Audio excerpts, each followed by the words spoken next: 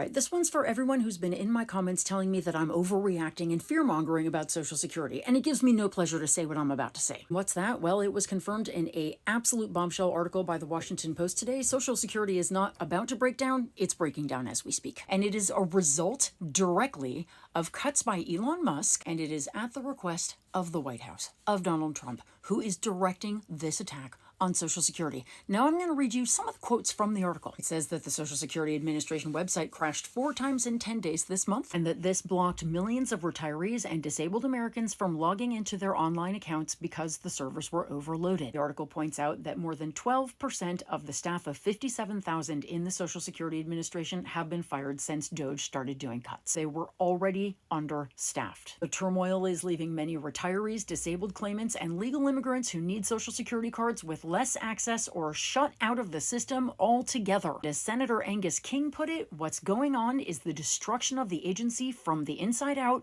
and it's accelerating. The acting director has pushed out, quote, dozens of officials with years of expertise in running Social Security's complex benefit and information technology systems. Others have left in disgust. Current and former officials, advocates, and others who interact with the agency say Social Security has been damaged by the rapid cuts and chaos of Trump's first 2 months in office.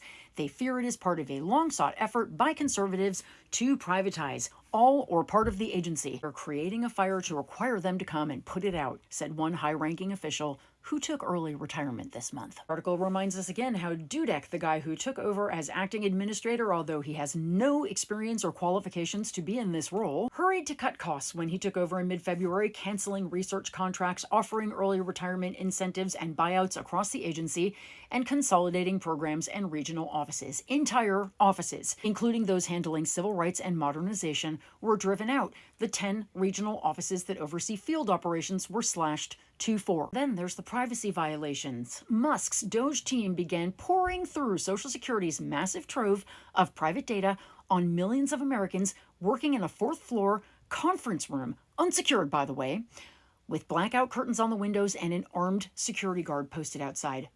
That doesn't sound sketchy. But there's more. The reporter found that telephone wait times are between 120 and 180 minutes, some report being on hold for 4 or 5 hours. A callback function was only available 3 out of 12 times when the reporter called the toll-free line last week, presumably because the queue that day was so long that the call would not be returned by close of business. By the way, DOGE has just insisted on a whole bunch of new changes to phone policies, which means that tens of thousands more people are going to have to go into field offices if they can find one that's open and they can find an employee there to help them.